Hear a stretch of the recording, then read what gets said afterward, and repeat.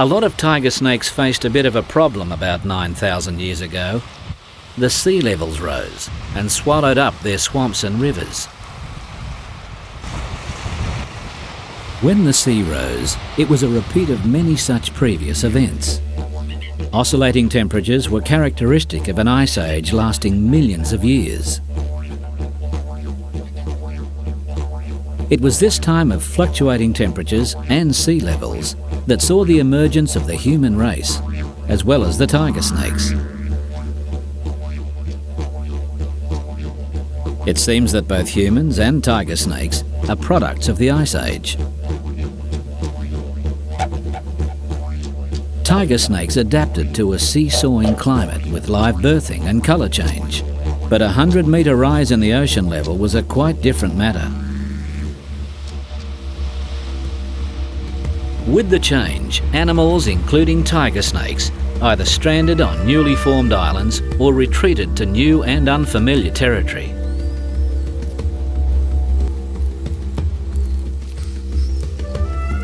Many of these now fragmented populations had to adapt or die.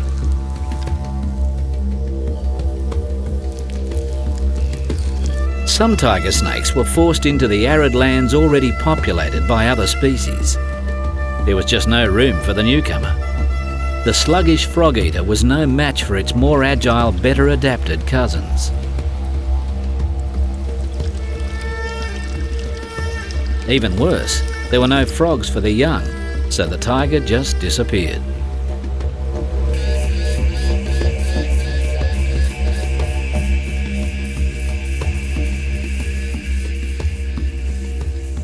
But a number of groups did adapt and survive, and now these are our newest poisonous snakes.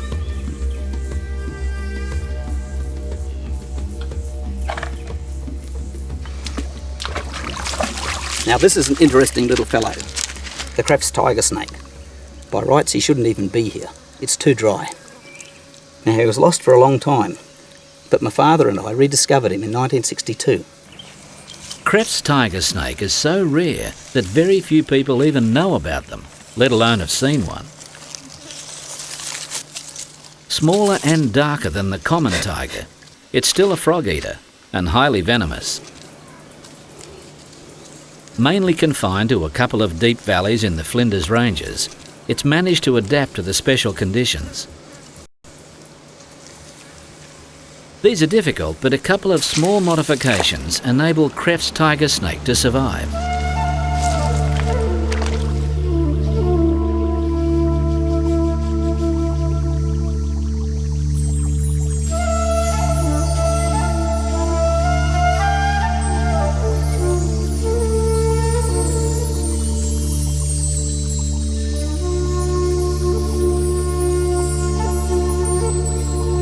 This Valley of the Tigers remains a kind of oasis cut off by sea and dry agricultural land.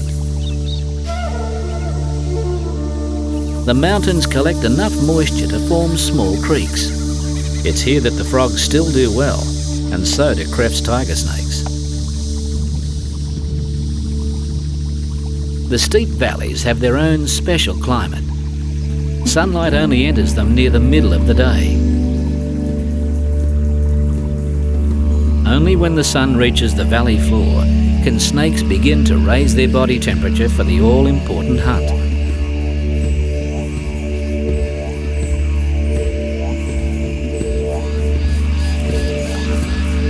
But the main food for the Crefts tiger snakes at this time of the year is not so much the frogs, but tadpoles. Tadpole time is feast time.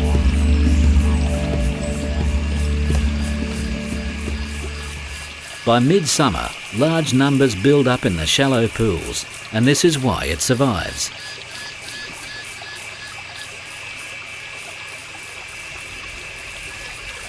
This adult Crefts tiger snake has been in the water hunting for tadpoles for some time.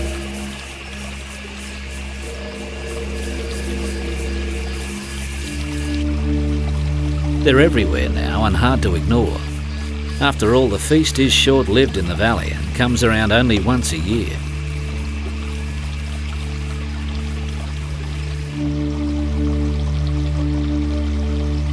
The snake doesn't want to stop, but its body temperature has dropped too low in the cold water.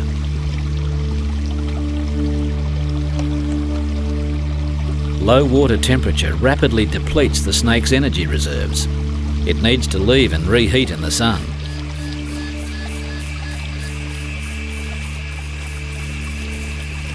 The black colouring allows this to happen in the shortest possible time.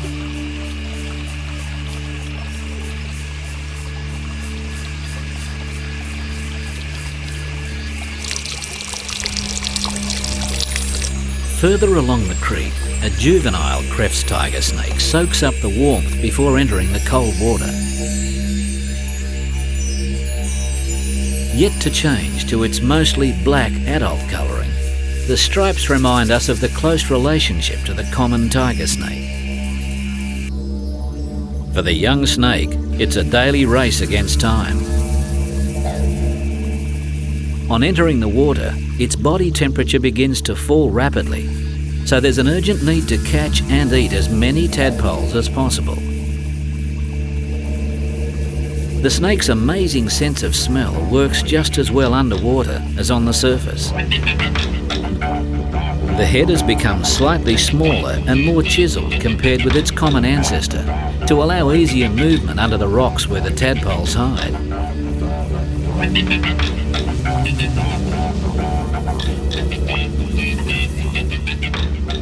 As the day progresses, the young snake will balance its time between hunting in the water and basking in the sun. When the sun disappears from the valley, the day's hunting will finish.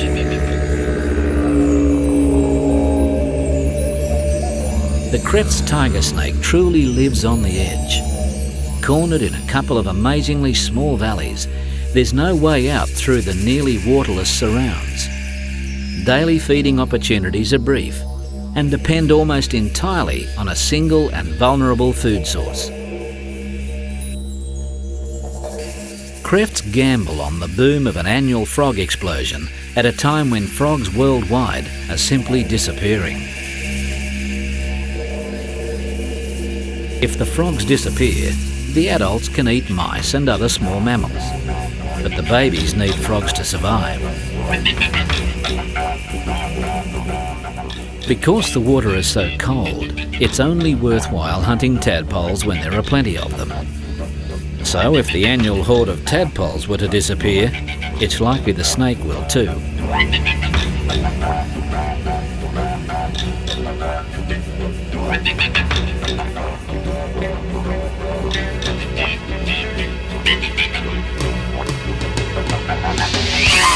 I reckon one of the key factors in the tiger snake's ability to adapt is its amazing variation in colour.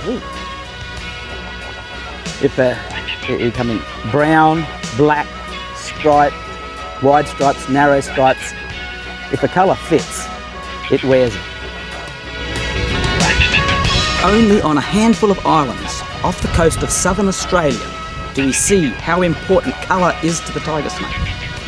Almost without exception, they will be black, and it is a tiger.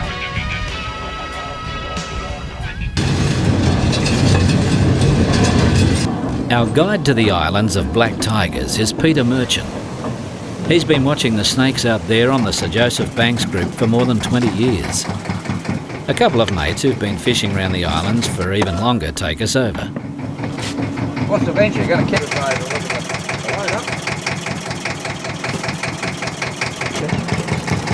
10,000 years ago, there was no water here.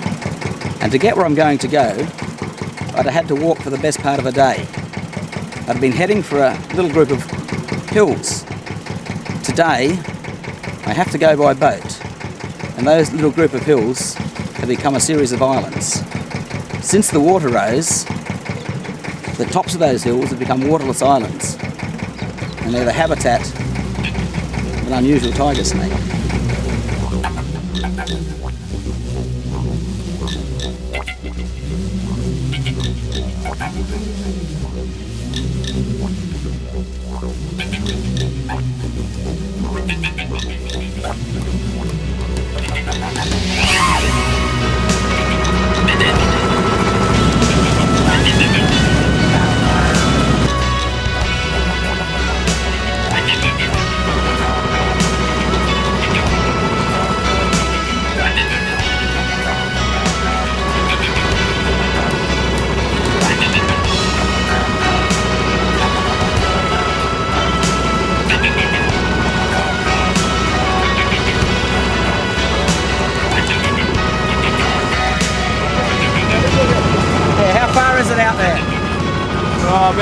nautical miles. About 20 kilometres? About 20 k's? The first island we land at is Reevesby, a sandy hump a few kilometres long and not much more than a ball throw wide. There seems little indication of the profusion of life we've come to see, but we know that it's teeming with tiger snakes and thousands of seabirds called white-faced storm petrels.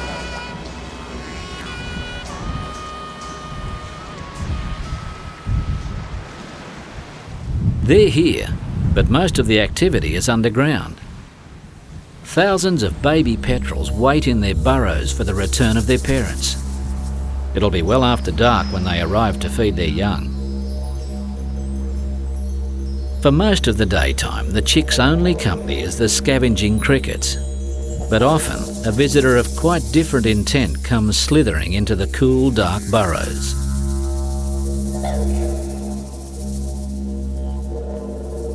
Each year, the return of petrels for their breeding season signals the beginning of the great annual tiger feast. In an extraordinary turnaround, the frog-eating, swamp-loving tiger snake has adapted to living in dry, sandy burrows and to hunting small seabirds. All they have to eat are these white-faced storm petrels that are only present for a few months each year. To make the most of this short annual feast, they've made changes. The black colour allows the snake to heat more rapidly, therefore hunt sooner and digest more food. Stronger venom breaks down tissue faster, further increasing the rate of food intake.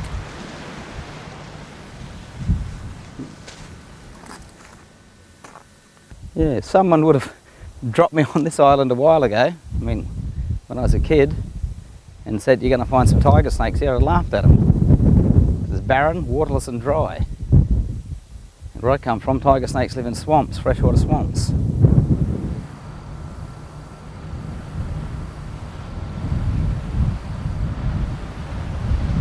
The best time to see these black tiger snakes on the surface, they call them peninsular tiger snakes, is on cool sunny days. This is when they can stay longer in the baking sun.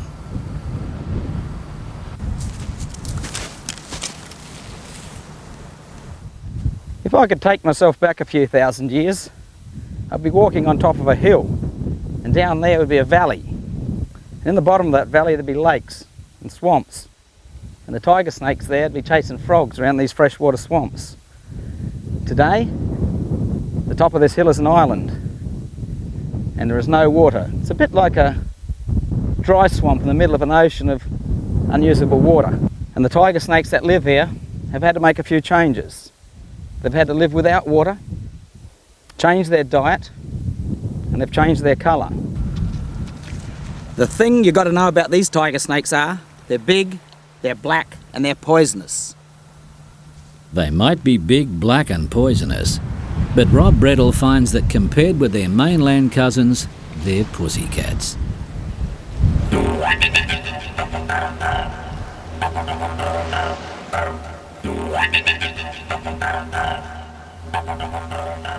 They're king of the island, not used to being chased by anything. An all-round couch potato of the snake world.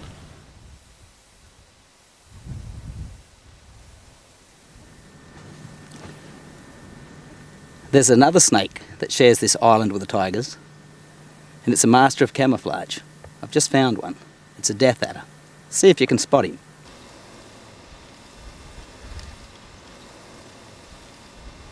Now, these are interesting little snakes and actually hunt with their tail, so he's probably been sitting here for a week or more waiting for a lizard to come along and bite his tail. They wriggle their tail like a grub. He's just noticed that I'm here.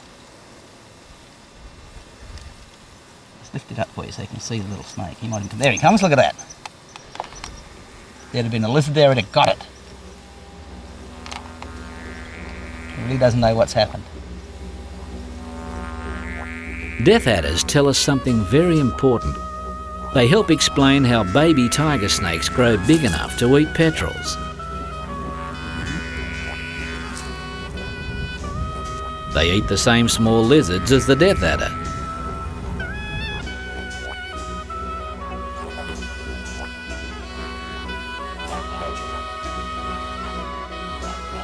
It looks like it was positively taken by a snake because the head looks like it's decomposing faster from the action of the venom.